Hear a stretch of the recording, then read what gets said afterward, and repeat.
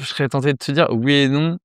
Oui d'un côté parce que c'est génial de voir, plein de choses différentes, je pense que c'est important d'ailleurs pour, grandir d'élargir son esprit et de pouvoir, voir ce qui se fait ailleurs. Ça permet, de relativiser sur qui on est, sur ce qu'on fait, sur plein de choses. Mais d'un autre côté, faut faire attention à pas fuir quelque chose, tu vois? Je sais qu'il y a des personnes qui, vont justement, bouger parce que, d'une certaine manière, elles vont pas forcément affronter, quelque chose dans leur quotidien ou dans leur vie.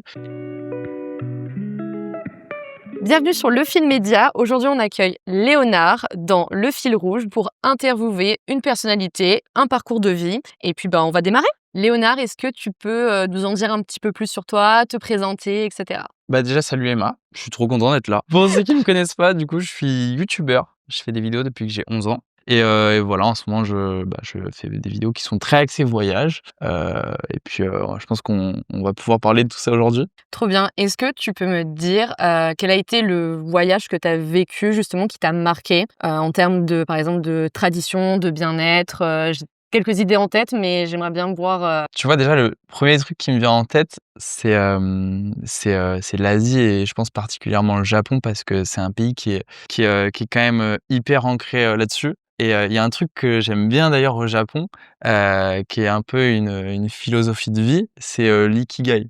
Peut-être que ça te parle? Oui. J'espère bien dire les choses, mais je crois que c'est, quand il y a un mélange entre ce que tu aimes, ce que tu fais et ce qui est bien pour toi et en fait, l'ikigai, c'est ce qu'il y a au milieu et cette philosophie-là, en l'occurrence, je l'ai vraiment trouvée, parlante et je me retrouve, beaucoup dedans. Donc je pense que si je devais donner une réponse simple, ce serait, le Japon OK. là-dessus. Tu connaissais ou pas? Ouais? Je le donne à mes clientes, et cetera, ouais, pour le faire, pour Le gars, sauver. il a voulu faire l'ancien. Alors qu'en vrai, non, mais je te laissais parler, donc c'est bien, ouais, ouais. Et j'avais vu que tu étais allée voir aussi, le village des centenaires, je crois, où c'est une île, Ouais, beh, justement, j'en avais déjà entendu parler parce que j'avais déjà vu des bouquins dessus que j'avais pas forcément lus. Je connaissais rapidement le principe, mais je l'ai, surtout vraiment découvert là-bas Mmh. et ouais, en fait, j'avais été, dans un endroit où les gens ont l'espérance de vie la plus élevée du monde. C'est-à-dire, c'est un village, ils vivent jusqu'à, 110, 120, parfois, 125, 130 ans. C'est un endroit qui est exceptionnel parce que là-bas, pour vivre aussi longtemps, c'est parce que justement,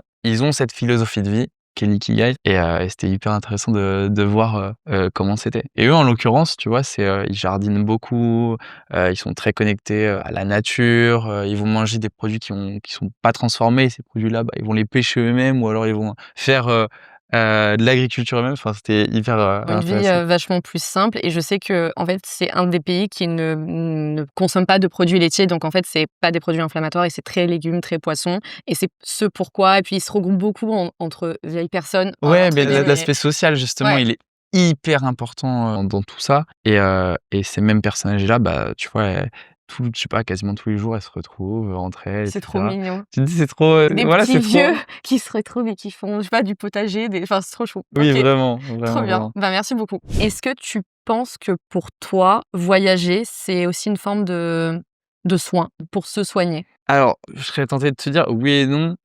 Oui d'un côté parce que c'est génial de voir, plein de choses différentes, je pense que c'est important d'ailleurs pour, grandir d'élargir son esprit et de pouvoir, voir ce qui se fait ailleurs. Ça permet, de relativiser sur qui on est, sur ce qu'on fait, sur plein de choses. Mais d'un autre côté, faut faire attention à pas fuir quelque chose, tu vois? Je sais qu'il y a des personnes qui, vont justement, bouger parce que, d'une certaine manière, elles vont pas forcément affronter, quelque chose dans leur quotidien ou dans leur vie et je pense que c'est prendre le problème à l'envers. Donc oui, d'un côté, voyager, c'est génial, tu rencontres des personnes exceptionnelles, tu vois des endroits exceptionnels et ça te permet de t'ouvrir.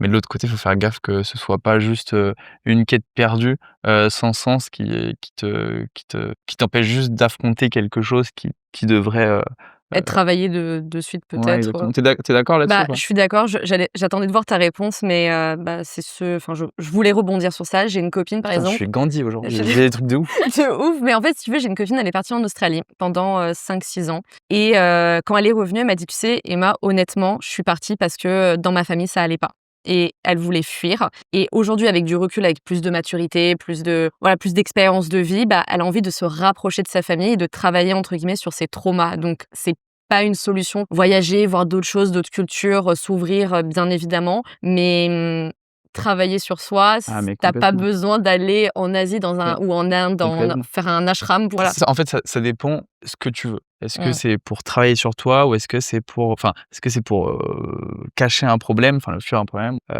voir, d'autres choses? Mais c'est intéressant, mais tu vois, tu me poses cette question, je me l'étais déjà posée, hein. Donc c'est pour ça que la réponse a été un peu, peut-être, pas préparée parce que je l'ai pas préparée, mais c'est des questions, sur lesquelles j'ai Que déjà tu as déjà réfléchi, resté. ouais. Mais bon, après toi, c'est différent parce que c'est ton concept, c'est tes vidéos, c'est ce que Ah bien voilà, sûr, c'est ce que bien tu sûr. montres aux gens, donc mais c'est vrai qu'il y a beaucoup de personnes qui, tu vois, par exemple, font, 1 an en Australie, ils vont finalement partir après en Amérique latine, mais ils vont jamais revenir comme si c'était pour fuir quelque chose parce que se faire face à ses émotions, faire face à ses traumas, Et souvent, quand ils reviennent, c'est la merde. c'est la merde parce qu'en fait, tu as pas corrigé le problème de base, tu as juste, caché, les symptômes, quoi. Et c'est bizarre, c'est ce que j'explique aux gens de manière, Et générale. voilà, et Voilà. voilà, je vais devenir, naturopathe, les gars. Et toi, comment tu trouves ton équilibre? Parce qu'aujourd'hui, tu es youtubeur, tu bouges énormément, tu vas, aux 4 coins du monde.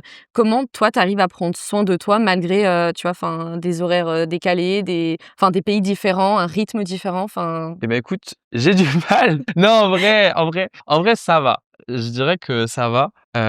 J'essaye de faire gaffe. Alors, je pense que on va dire que ma vie, Mmh. c'est un chaos organisé. C'est-à-dire que, genre, en fait, j'ai des successions de périodes qui ont rien à voir les unes entre les autres. Donc tu vois, quand je pars, généralement, je fais, des sessions de tournage, dans un endroit. Donc, là typiquement, je suis parti en Amérique latine, il y a un mois. Je suis parti un mois, donc Mmh. complet. Donc ça veut dire que c'était un mois. Tu pars toujours un mois? En vrai, ça dépend, tu vois? Et ça dépend. Il y a pas vraiment de règle, ça dépend, ce que je veux faire là-bas et ça dépend comment est ma vie à ce moment-là. Mais ouais, je suis parti un mois. Pendant un mois, j'enchaîne, je tourne et puis je reviens et le mois d'après, quand je reviens, je suis un mois ici et par contre, je fais, j'ai un rythme de vie qui va être beaucoup plus sain. Quand je vais rentrer, je vais faire beaucoup de sport, je vais vraiment bien manger parce que, le mois d'avant, c'était, du sommeil, qui était pas réparateur. C'était, évidemment, tu es à l'autre bout du monde, tu manges de la merde, tu fais pas d'activité physique, machin. On n'avait pas Mmh. déjà eu cette conversation, je crois?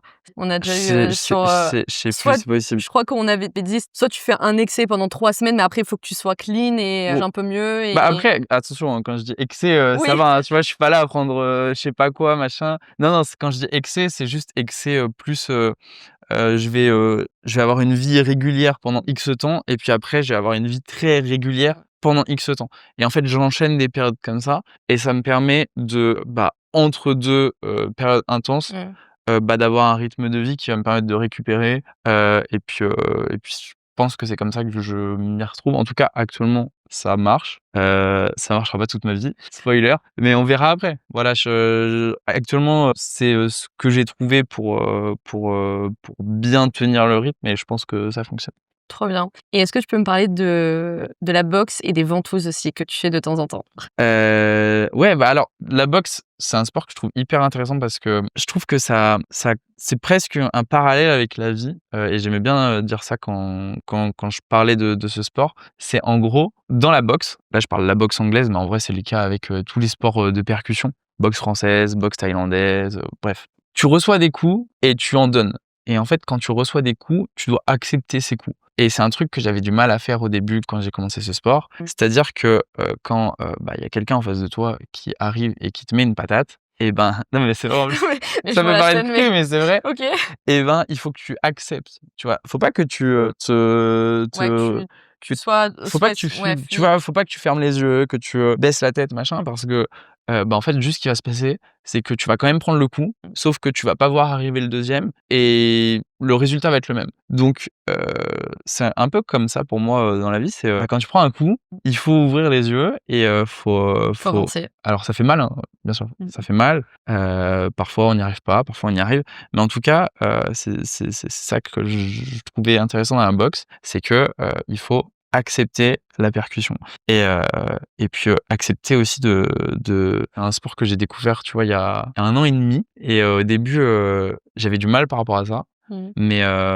Mais je trouve ça vraiment cool et ça m'a permis de trouver un équilibre dans ma vie en le pratiquant. Et tu parlais des ventouses du coup Ouais, donc les ventouses, pour ceux qui connaissent pas, parce que j'imagine que là, il y a des gens, ils sont en train de regarder cette vidéo, ils ont aucune idée de ce que en gros, quand elle dit les ventouses, c'est pas la ventouse qu'il y a dans les têtes j'en là que étais sûre que tu allais faire ce schéma-là. non, mais en gros, c'est, donc ça s'appelle du hijama. Alors peut-être que ça a d'autres noms, il y en a qui vont dire que c'est de la médecine chinoise, d'autres qui vont dire que c'est plus oriental, et que ça vient du Maghreb, donc chacun a ses pratiques différentes. Mais c'est un «traitement» entre guillemets qui, va se mettre, moi en l'occurrence, je le fais sur le dos ou sur les jambes et ça va permettre de, drainer, les mauvaises énergies, Des les choses comme ça. toxines et cetera Mmh. et je le fais en récupération ou en préparation. OK, tu peux aussi le faire en préparation? Ouais, tu vois, quand par exemple, tu dois, je sais pas, avoir un gros événement dans ta vie, j'allais dire un combat, mais ça peut être autre chose Ouais. et ben, tu peux pratiquer les ventouses et puis, ça fait du bien. Après, chacun, fait ça, comme il le sent, chacun a ses propres résultats, mais sur moi, je trouve que ça Ouais, marche bien. pour toi, en tout cas, c'est quelque chose qui te convient Puis c'est un poteau à moi qui fait ça. Ah OK, d'accord. Ouais, ouais, c'est un poteau à moi qui Trop fait cool. ça, je le kiffe, ça se passe bien à chaque fois, il me régale, j'aime Trop bien. bien. OK, trop cool. J'ai une autre question pour toi. Est-ce que tu as l'impression d'être, enfin, tu sais, il y a ce truc quand tu es youtubeur, quand tu es sur les réseaux.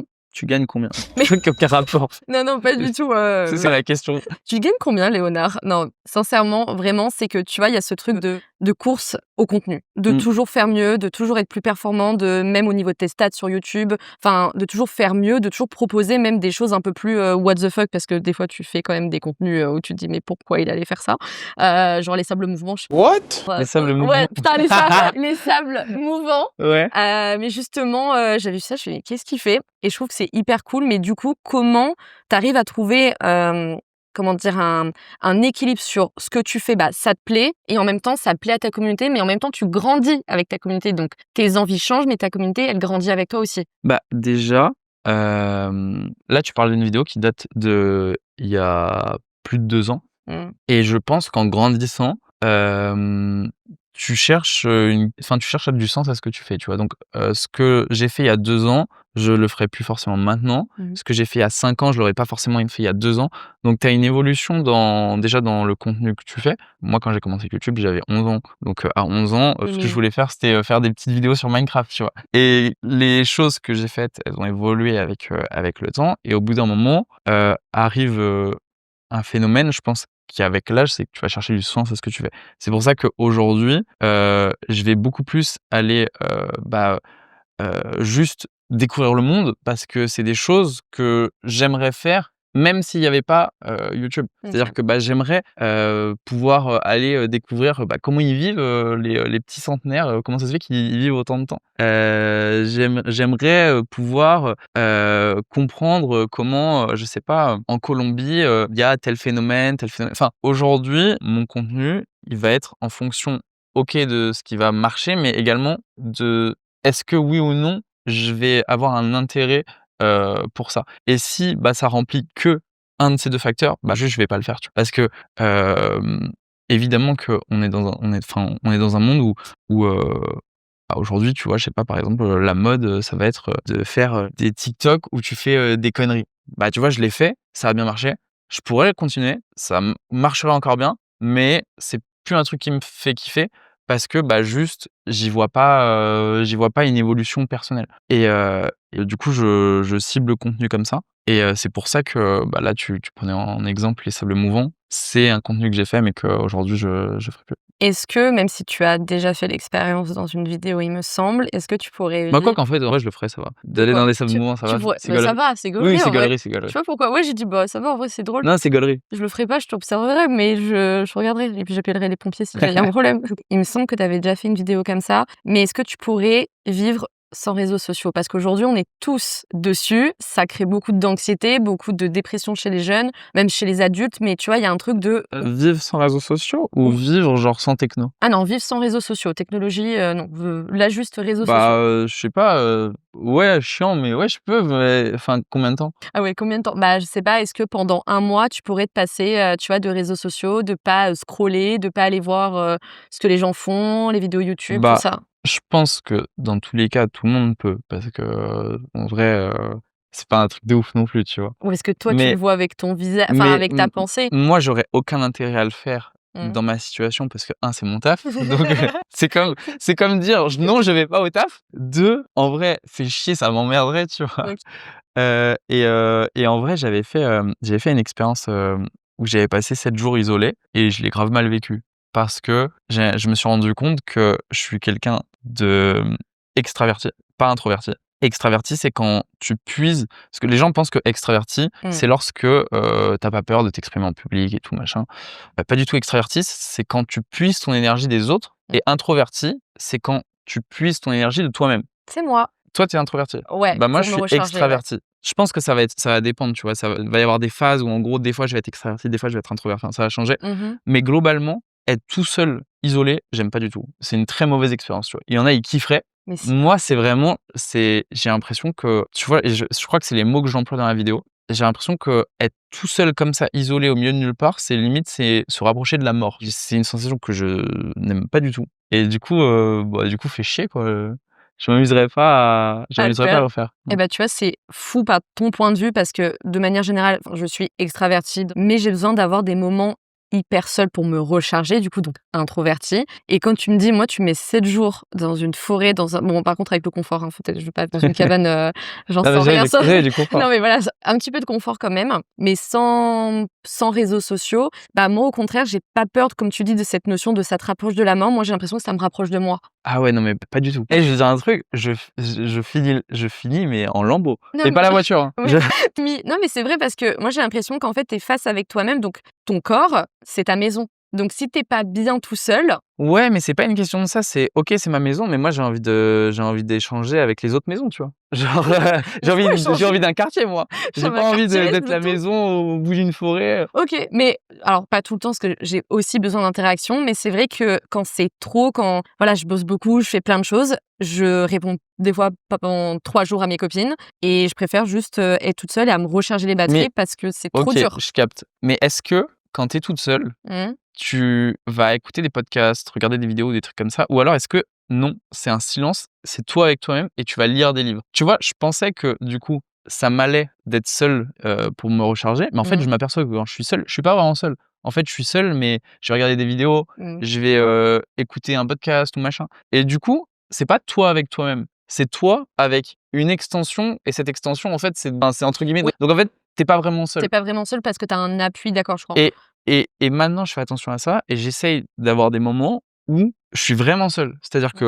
qu'il y a pas de fond sonore, il y a pas un podcast qui tourne ou machin et en vrai, c'est déroutant, tu vois? Au début, tu es en mode: «Ah putain, mais je me fais chier», tu vois? Toi, tu comment? Alors, moi, j'ai des périodes où je médite quand même de manière un peu tous les jours, 15-20 minutes, mais j'ai des moments où je n'ai pas de musique, où je n'ai rien et je suis toute seule et c'est vrai qu'en fait, il y a des choses quand même qui sortent. Bon, après moi, il y a des choses aussi qui se passent où j'ai des informations qui me viennent, donc c'est des moments où je vais pouvoir me poser, laisser mes pensées arriver, parce qu'on pense que la méditation, c'est absolument ne pas avoir de pensées. C'est pas du tout ça. C'est avoir des pensées, mais ne pas mettre d'émotions dessus, qui pourraient te perturber, de la tristesse, de la colère, peu importe. Mais par contre, je te rejoins, j'ai quand même pas mal de moments où je vais écouter des podcasts, où je vais lire. J'adore lire, mais pas des romans, des trucs, explications, la spiritualité, les peuples, la civilisation et Les j'aime BD trop d'Astérix. exactement, non mais de ouf. Mais tu vois, j'ai besoin aussi de m'enrichir, comme ça. Mais tu as raison, par contre, je suis pas toute seule finalement. Je l'avais pas vu sous cet angle, donc ouais. Léonard, est-ce que durant tes voyages, durant enfin tous ces pays et toutes ces peuples que tu as visités, est-ce que tu as une expérience marquante et dont une où tu t'es dit: «Waouh, je suis vraiment tombée au bon endroit, au bon moment et ça me restera marqué, à vie dans ta tête»? Non. Donne un exemple quand même. Non, non, non, non, vraiment au bon endroit au bon moment. Alors c'est marrant que tu poses cette question. Ce que j'aime bien faire quand, en fait, à des moments random, quand ça va pas, quand ça va, j'aime bien faire tu sais, des notes iPhone, mais genre audio. Vocal, OK. Ouais et j'ai justement une note vocale, où en fait, je dis que je suis au bon endroit au bon moment et c'était à Okinawa, du coup au Japon, donc à l'endroit où, les gens, machin, on en parlait plus tôt, ont un ikigai et ouais, c'était vraiment spécial parce que j'ai ce souvenir d'être sur une plage de galets, marcher tout seul, avec, en gros derrière plus loin, il y avait des japonais que j'avais rencontrés qui avaient à peu près le même âge. Très rigolo parce qu'on ne parlait pas un mot en commun, c'est-à-dire qu'eux ne parlaient pas anglais Ils parlent pas anglais Non, au Japon, hein, bah, je pas trop? ils parlent pas très bien anglais, franchement, j'ai rarement vu des gens parler anglais. Ils parlaient que japonais, en l'occurrence, ces jeunes-là et c'était un petit couple trop mignon et du coup, on communiquait avec des gestes ou alors avec un espèce de traducteur. Enfin, c'était à mourir de rire et du coup, je me rappelle qu'à ce moment-là, je suis en mode: «Putain, mais là, c'est incroyable, l'eau, elle est turquoise, la plage de galets, je suis bien, je suis au bon moment, au bon endroit» et du coup, oui, à ce moment-là. Trop bien, hyper intéressant et ça te l'a fait qu'au Japon ou tu as eu d'autres endroits où tu t'es dit, je sais Ça pas: me «Je me sens bien, je me sens aligné et je suis heureux Et d'être là», quoi? ça me l'a fait à d'autres moments évidemment, mais le plus récent, il était Au à ce Japon, moment-là, ouais. trop cool. Ah, c'est fou ce truc de se dire: «Ouais, au bon endroit, au bon moment», moi ça me l'avait Ouais, fait, c'est ce que j'allais te demander, ça te l'a fait toi?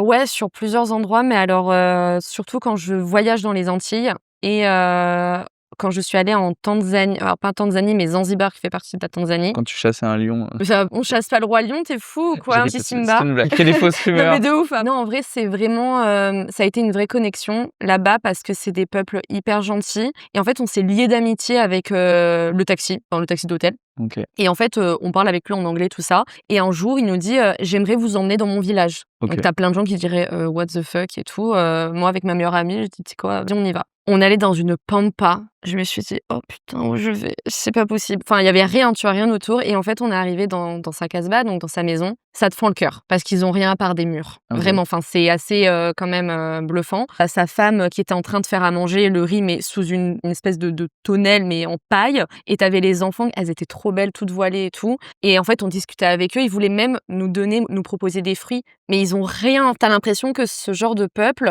ce genre de personnes qui vivent, en fait, mais à l'opposé de ce qu'on vit en Occident et Dieu sait qu'on se plaint de chez nous alors que voilà et en fait, ils sont capables de donner plus. Donc on a partagé de super moments et pareil avec le staff de l'équipe, on parlait tout le temps avec eux, on discutait après qu'ils avaient fini, on rigolait de plein de sujets et on a passé qu'une semaine, mais en fait, quand je suis partie et qu'on est monté dans l'avion, bah, j'ai pleuré. Enfin, tu sais, c'était vachement émouvant. Puis c'est cette redescente du moment où tu repars en plus, Ouais, où tu as toute l'émotion qui s'est accumulée et en hop, fait, c'est d'un coup, tu te fort. dis: «Oh». En fait, tu as l'impression de vivre un moment beaucoup plus fort avec des inconnus que tu as l'impression de pas forcément vivre avec des gens que tu connais depuis 10 ans. Alors, avec mes amis, c'est très fort aussi, mais tu as des personnes qui sont là depuis 15 ans et tu ressens rien. Et je trouve ça ouf de se dire, tu connais pas la personne, tu connais pas sa vie, mais il y a une forme de connexion entre les êtres qui font que tu as l'impression de les connaître, alors qu'en fait, en tout cas, dans cette vie, tu les connais pas. Donc, je trouve que c'est beau et ça rejoint l'idée de voyage et de rencontrer des gens qui ont pas forcément la même éducation ou la même vision de la vie parce que au contraire, ça va t'enrichir et ça va te permettre de, bah, toi, peut-être de trouver ta place et de te sentir mieux à un moment donné. Est-ce que tu peux me dire, ce que ton corps t'apprend sur toi quand tu voyages, quand tu changes de pays? Il y a forcément des changements parce que tu as pas le même rythme que de vie qu'en France. Tu apprends que le corps, il s'adapte, très vite en vrai. Je sais pas, aux manières de manger, différentes, en disant ça, je pense au piment, je sais pas pourquoi. Et parce qu'en fait, il y a des endroits où le piment, c'est hyper banal. Mais au-delà d'être hyper banal, c'est-à-dire que c'est tout le temps utilisé, tu vois? Le moindre truc que tu vas prendre, c'est utilisé et en mode, tu vas prendre juste du riz, ça va être du riz au piment et du coup, bah, très vite, tu t'adaptes. Mais je dis ça par rapport à ça, mais même par rapport au sommeil ou en l'occurrence, lorsque tu changes de fuseau horaire, chose que je connaissais pas du tout avant, de faire des tournages, aussi loin. En fait, à répétition, c'est assez éprouvant, mais par contre, pareil, ton corps, il s'adapte assez rapidement. Déjà par rapport à ça et ensuite, il t'apprend qu'il faut faire quand même attention à toi. C'est-à-dire que tu peux avoir des périodes, comme on parlait tout à l'heure, qui vont être assez intenses, mais par contre, il va falloir que tu les récupères, que tu récupères d'une manière ou d'une autre à un moment. Je pense que tout se paye et si, on utilise trop, à un moment, là, en l'occurrence, on parle du corps, mais je pense que ça peut être valable avec n'importe quoi. S'il y a un moment d'excès, alors il faut un moment De ralentissement? de ralentissement. C'est un équilibre en fait, un équilibre qu'il faut trouver et c'est pour ça que en l'occurrence je fais ce mode de vie là. Mais voilà, je pense que le corps, apprend plutôt ça. Tu Tu en penses quoi toi de ce que je viens Bah, de dire? tu pas trop de difficultés, en tout cas, quand tu pars, par exemple, en Amérique latine, parce que même en termes de climat, ça peut être vachement différent aussi, donc pour toi, c'est pas Ouais, mais tu difficile? sais que en fait, c'est comme tout, tu vas arriver, ça va être compliqué, mais au bout de 3 jours, ça va aller mieux et tu auras oublié. Donc le corps est bien fait, je pense faut lui laisser les moments de repos et les moments de répit Mmh. adéquats, et une fois que c'est fait, tout roule. Moi, je suis totalement d'accord avec toi sur le sens que le corps peut s'adapter à tout, mais moi, j'ai eu une expérience où je suis allée, bon, à l'extrême, c'est-à-dire je suis allée en Norvège quand il faisait froid, dans les Lofoten, il faisait -25. Ouais, admettons, tu y serais resté 30 jours. Je suis restée 2 semaines quand même, hein. Eh ben, je ferme ma gueule. Non, mais je pense qu'en vrai 2 semaines c'est vrai, c'est long, mais je pense que si tu restes sur une période de temps assez large, au bout d'un moment, forcément, tu finis par t'habituer. Bah, en fait, je te donne l'exemple, c'est que du coup, quand tu montes dans les pays nordiques, surtout à cette période-là, bah, déjà, C'était où en Norvège, tu as dit? dans les îles Lofoten, c'est là où tu as tous les fjords enfin, c'est magnifique, c'est énergétiquement, il y a C'est quoi un fjord? un fjord, c'est une grosse montagne, en fait, ils Ah appellent d'accord, ça OK. comme ça mais c'est des sommets, immenses avec des gros lacs et ben, j'ai vu des lacs gelés, mais tu as l'impression, d'être dans un univers hyper féerique. Tu dis, c'est digne d'un film, enfin, ouais, d'un film que tu vas voir au ciné, quoi, incroyable. Sauf que -25, puis alors moi, je vois il y avait des gros chats, c'était pas des gros chats, mais tu as compris, c'est des lynx et cetera et en fait, j'ai voulu prendre en photo, sauf que j'ai enlevé mon gant et -25, mais j'ai eu trop mal Ah après. ouais, J'ai tu mis j'ai m'étonnes. mis, 2 heures à récupérer mon sang. J'ai dit: «OK, ça va pas le faire». Ce qui m'a aussi choquée, parce que je viens du sud, c'est que tu as le soleil qui se lève à 9 heures et il se couche à 15 heures. Moi, je peux pas ça. Ça, Et c'est encore, là, tu dis ça, mais si tu montes encore un ah peu mais plus oui, haut, par exemple à l'archipel Svalbard, qui est ouais, aussi, je connais Norvège, pas. OK. là-bas, l'hiver, il fait nuit 24 heures sur 24. Quel enfer, Horrible. Et tu dis: l'enfer. «Comment les gens peuvent être heureux sans lumière?» Bah, du coup, ils sont supplémentés en vitamine D. Je pense, c'est pas Ouais, mais possible. je honnêtement, je peux pas te répondre à cette question. Mais c'était franchement, c'était très impressionnant. Alors, je suis contente de l'avoir fait. C'était une super expérience que j'ai vu des paysages de fou. Les Norvégiens sont assez froids quand même. Ils aiment pas trop, les touristes. Enfin, ils sont pas très Mmh. dans le partage, tu vois? Alors que, si on prend les pays latins, c'est Ouais. très, jovial, on Bah, partage et c'est les peuples cetera. scandinaves en soi. Voilà, c'est un peu plus froid. L'expérience était cool, mais si je devais retourner en Suède ou en Norvège, j'irais pas l'hiver. Je testerais plutôt par contre l'été pour voir, Je comprends ce que tu veux dire, parce que je suis un peu dans le même délire, ça m'attire plus trop, plus globalement, d'aller dans les endroits où il fait froid. Actuellement, tu sais, ça m'a dégoûté, ouais, je sais pas, moi j'ai je un rejet total du froid là, je peux plus. donc je comprends ce que tu veux dire là-dessus. OK, non mais c'était enfin, vraiment le froid, alors froid, on s'entend, le froid de Paris, OK. Le froid de la Norvège, never, je pourrais plus. Bah écoute, j'aimerais te poser aussi une question. Est-ce que tu aurais un mantra à proposer, quelque chose, tu vois, un peu philosophique, je sais pas, mais quelque chose que tu te dis au quotidien? Quelque chose, enfin, tu vois, une phrase qui serait intéressante à partager et qui pourrait te peut-être donner de la motivation, aux gens, qui nous écoutent? Ouais, je peux en dire 2? Oui, tu as le droit de OK. Le premier, c'est, bah, je perds jamais, soit je gagne, soit j'apprends, et ça, c'est Nelson Mandela. Et une deuxième phrase que j'aime bien et que j'ai appris récemment, c'est: «Parfois, le poids du changement est plus léger que le poids de la persévérance». OK. Et en gros, ça veut dire que parfois, et souvent même, on est une génération qui veut tout faire. Mais je pense que, bah, choisir, c'est renoncer, et quand tu as envie de tout faire et de changer à chaque fois de truc, bah, en fait, tu creuses jamais Mmh. quelque chose. Et c'est important d'en avoir conscience parce que, bah, moi-même, ça m'est arrivé, plein de fois avec des trucs et avec des situations et cetera. Et aujourd'hui, plus que jamais, c'est essentiel de creuser des sujets et d'aller vraiment à fond dedans pour avancer, plutôt que de se dire: «Ah bah, vas-y, je vais encore changer de truc, machin». D'accord. C'est compliqué parce que ça faut aussi, trouver, la voie, la voie Mmh. qui te passionne, qui te fait kiffer et cetera. Mais, on est dans un moment de vie où on pousse, bah, les gens à toujours, faire plein de choses, et je pense que quand tu fais à tout, au final, tu Tu fais fais rien de rien. bien, tu vois?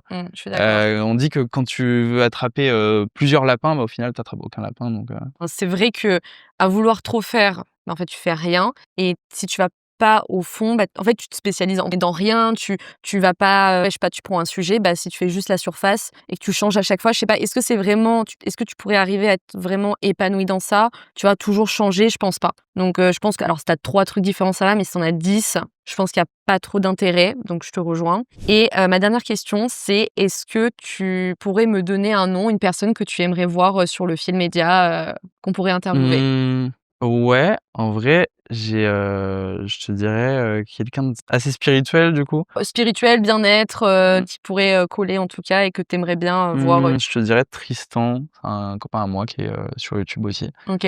qui est très spirituel, qui est très, c'est mon sensei. OK, très bien. Bon, bah, écoute, on va le contacter et on va voir et j'espère qu'il viendra sur le fil, et tu regarderas l'interview du coup. Ça marche. Bah, écoute, merci beaucoup Léonard. C'était un plaisir, ça m'a fait trop plaisir de venir ici, et puis, bah, hâte de voir le développement aussi du Fil Média parce que j'ai cru comprendre qu'il y a plein de trucs, qui vont arriver, donc Ouais, j'ai trop hâte. Merci beaucoup. On se retrouve la semaine prochaine pour une nouvelle interview et n'oubliez pas de vous abonner sur nos réseaux sociaux.